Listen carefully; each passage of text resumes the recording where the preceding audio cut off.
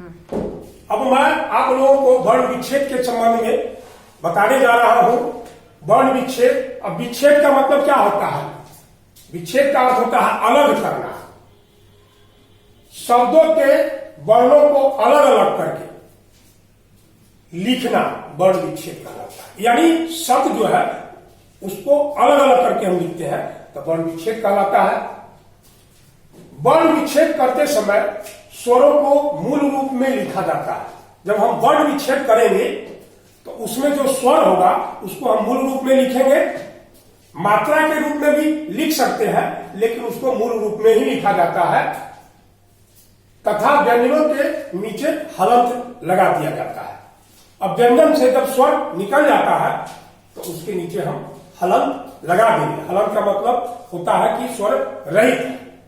अब उदाहरण है, मैं यहां पर उदाहरण जो दिया हूं प्रत्येक वर्ण का, जो हिंदी में वर्ण है उसका अलग अलग उदाहरण दिया। इस पर आप अच्छी तरह से ध्यान देंगे। जैसे अ का उदाहरण पहले दिए हैं। शुरुआत वर्णमाला में अ है तो अ का जो हम दिए हैं इसमें क्या है? रजत शब्द है। अब तीनों जो वर्ण है र ज त, तीनों में स्वर अ मिला हुआ है। अब इनको हम अलग अलग कर दिए, र अ ज अ त अ। अब इनसे स्वर को अलग कर दिए हैं, इसलिए इन वर्ण में हलंत का प्रयोग किया गया है। अब आते हैं आ। राजा शब्द बना, दोनों में आकार की मात्रा है, आ लगा हुआ है। अब र से आ को अलग कर दिए, फिर ज से आ को अलग कर दिए तो र आ ज आ। अब आते हैं अगला ई। तो ई से शब्द बना किला। तो किला का वर्ण विच्छेद करेंगे तो क हलंत हो जाएगा, इससे स्वर निकल गया ई। उसके बाद ल है, फिर इससे स्वर निकला आ। ये वर्ण को अलग अलग कर दिए। अब आते हैं दीर्घ ई। दीर्घ ई से शब्द बनता है कीमत। तो कीमत का वर्ण विच्छेद करेंगे तो क हलंत हो जाएगा, दीर्घ ई हो जाएगा, प्लस म हो जाएगा, फिर इससे स्वर निकल गया अ हो जाएगा, और फिर हम प्लस त करेंगे, फिर इससे स्वर अ निकल गया है। अब आते हैं उ से जो शब्द निर्मित हुआ कुमार। अब कुमार जो है इसका वर्ण विच्छेद करेंगे तो क हुआ, प्लस हर्ष उ है, प्लस म है, प्लस आ है, प्लस र है, फिर प्लस अ है, कुमार। यानी कुमार का जब वर्ण विच्छेद किए तो इतना वर्ण अलग अलग हो गए। अब आते हैं दीर्घ उ। तो दीर्घ उ में, दीर्घ उ से जो शब्द का निर्माण होता है वो पूजा है। अब पूजा का वर्ण विच्छेद करते हैं तो प हो गया, प्लस दीर्घ उ हो गया, प्लस ज हो गया, प्लस आ हो गया। उसके बाद आते हैं री। तो री वर्ण से बनने वाला शब्द कृपालु है, यानी क में री लगा हुआ है। अब यहां क लिखे व्यंजन, उसके बाद इससे स्वर निकल गया तो री लिखे, उसके बाद प लिखे, फिर इससे स्वर निकला आ तो आ लिखे, फिर प्लस ल लिखे, इससे स्वर निकल गया उ। अब आते हैं ए।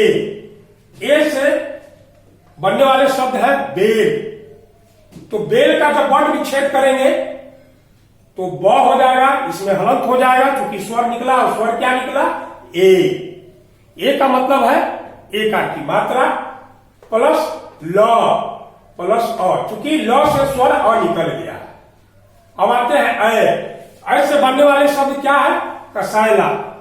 कसैला का वर्ण विच्छेद करते हैं तो क हलंत, प्लस अ, प्लस दंत स, प्लस ऐ। चूंकि यहां ऐ है तो यहां पर इसका ऐ हो गया, प्लस ल प्लस आ। अब आते हैं ओ से बनने वाले शब्द कौन है? आलोक। तो आलोक का वर्ण विच्छेद करेंगे तो आ हो गया, प्लस ल हो गया, प्लस ओ हो गया, प्लस क हो गया, और प्लस अ हो गया, आलोक। अब आते हैं औ से कौन सा शब्द बना? मौन। अब मौन का वर्ण विच्छेद करेंगे, म हलंत प्लस औ प्लस न प्लस अ। अब आते हैं अंग। अंग से कौन सा शब्द बनेगा? कंगारू। कंगारू का वर्ण विच्छेद करेंगे तो क हलंत प्लस अंग। अंग अ हम पढ़ते हैं तो अंग आ गया यहां पर, यानी क से स्वर निकला और स्वर अ के ऊपर अनुस्वार रख दिए, अंग बन गया। तो अंग हो गया प्लस ग प्लस आ प्लस र प्लस दीर्घ उ। कंगारू वर्ण का वर्ण विच्छेद हो गया। अब आते हैं अ से बनने वाले शब्द कौन है? अंततः। अब अंततः का वर्ण विच्छेद करेंगे तो अंग प्लस त हलंत प्लस अ प्लस त प्लस अ। अब आते हैं रेफ। र का प्रयोग हम मात्रा के रूप में भी करते हैं, पूर्व में इसके बारे में बता चुके हैं कि एक शिरोरेखा के ऊपर जिस र का प्रयोग होता है स्वर रहित होता है और उसको रेफ बोलते हैं, और दूसरा पदेन र होता है जो किसी भी वर्ण के नीचे होता है। और ये दो प्रकार का होता है, एक होता है एक पाई वाला और एक होता है दोहरा पाई वाला। अब इनके बारे में, अब रेफ से बनने वाले शब्द है पार्थ। अब पार्थ का हम वर्ण विच्छेद किए हैं तो प प्लस आ प्लस र। अब देखिए यहां पर स्वर रहित है तो यहां र से अ नहीं निकलेगा क्योंकि स्वर इसमें पूर्व से नहीं है। उसके बाद थ है तो थ प्लस अ, इससे स्वर निकल गया। इसका वर्ण विच्छेद इस तरह से हुआ। अब आते हैं पदेन र का एक पाई वाला, जैसे प्रभात है, प्रकाश है, वगैरह वगैरह है। तो प्रभात है तो प्रभात में क्या करते हैं कि प, यानी इस पदेन र में जो पूर्व व्यंजन आता है वह स्वर रहित होता है।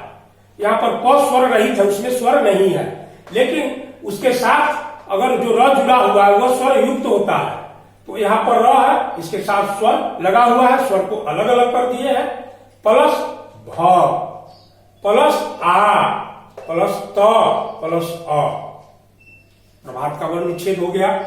अब आते हैं डबल दोहरा, जो पदेन र का पाई होता है उस संबंध में, जैसे ट्रक हुआ, ट्राम हुआ, राष्ट्रीय शब्द लिखते हैं तो ट्रक। अब ट्रक का हम वर्ण विच्छेद करेंगे तो ट। इसमें क्या होता है कि इसमें भी जो पूर्व व्यंजन है र के पूर्व वह स्वर रहित है, तो यहां पर त स्वर रहित है। उसके बाद र आया है, र स्वर युक्त है तो स्वर को यहां अलग कर दिए हैं। फिर क है, क लिखे है, हलंत लगा दिए क्योंकि स्वर को अलग कर दिए हैं और बाहर निकल गया इससे, तो ये बन गया। अब आते हैं हम छ पर। छत्र ज्ञ स्र एक संयुक्त वर्ण है। अब इनका उदाहरण आपको हम दे रहे हैं। तो छ से शब्द बना रक्षा। अब रक्षा बना तो र, क्योंकि इस र में स्वर लगा हुआ है, स्वर युक्त है, तो अ इसको विलग किए, अलग किए। फिर क और स से छ का निर्माण होता है, और जो स होता है जो दूसरा वर्ण है वो स्वर युक्त होता है, इससे जिस स्वर को निकाल दिए हैं, अलग कर दिए हैं, तो आ है। क्योंकि रक्षा है तो आ है, तो आ को अलग कर दिए हैं। अब आते हैं त्र। त्र से बनने वाले शब्द कौन है? त्रिकोण है। त्रिकोण शब्द का जब वर्ण विच्छेद करते हैं तो चूंकि त और र से त्र बनता है, तो यहाँ त स्वर रहित है और र है स्वर युक्त है, फिर इसको र से ई को अलग कर दिए हैं। त्रि है तो री अलग हो गया, प्लस क है और क से फिर ओ को अलग कर दिए हैं, और फिर न है, न से यहाँ पर अ को अलग कर दिया है, यानी त्रिकोण का वर्ण विच्छेद हो गया। अब आते हैं ज्ञ। ज्ञ से कौन सा शब्द बना? ज्ञान। तो ज्ञान का जब वर्ण विच्छेद करेंगे तो ज्ञ बनता कैसे है? ज और य और अ। य जो है वह स्वर युक्त है, तो ज स्वर रहित है, प्रथम वर्ण है, और उसके बाद य है, य से भी स्वर को अलग कर दिए हैं, यानी आ अलग हो गया है, प्लस न, और फिर न से अ को अलग कर दिए हैं। अब आते हैं स्र। स्र से बनने वाले शब्द आश्रय है। आश्रय का वर्ण विच्छेद करते हैं आ प्लस तालव्य स और स्वर रहित है, प्रथम वर्ण है र और इसमें स्वर लगा हुआ है, इसको अलग किए अ प्लस य प्लस अ। अब आते हैं अस्त। अस्त से बड़ा स्तंभ, तो दंत स्व हो जाएगा, स्वर रहित है, स्वर रहित यहां पर दिख रहा है तो स्वर रहित है, इसमें स्वर लगा हुआ है नहीं। उसके बाद तो आता है तो हलंत कर देते हैं, इससे स्वर निकल गया तो अंग निकल गया, तो अंग को यहां लिख दिए। प्लस भ है तो भ को यहां लिखे, स्वर रहित किए तो हलंत लगा दिए और फिर इधर इससे विलय कर दिए, तो स्तंभ बन गया। अब इन चीजों को जानने के बाद क्या निष्कर्ष निकला? तो निष्कर्ष यही निकला कि उच्चारण के समय वर्ण की ध्वनि जिस स्थान पर आ रही है विच्छेद करते समय उसे उसी स्थान पर लिखेंगे। अब आते हैं वर्ण का मेल हम कराते हैं, तो वर्ण मेल, इसके पहले मैं बताया वर्ण विच्छेद, अब हम बताते हैं कि वर्ण का मेल। तो वर्ण का मेल क्या है, इसकी परिभाषा क्या है? शब्द के विच्छेद किए गए वर्णों को मिलाकर पहले वाली स्थिति में लाना वर्ण मेल कहलाता है।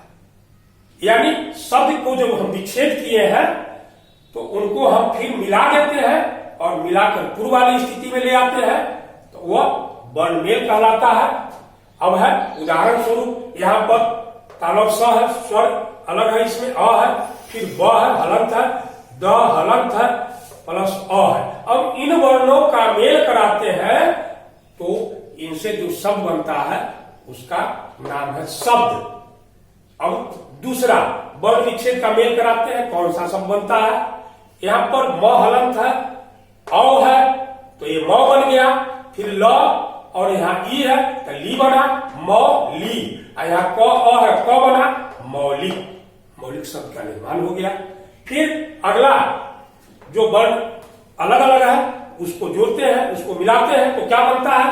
न हलंत प्लस ई ऊपर अनुस्वार तो निन, उसके बाद द और आ है दा बना निंदा।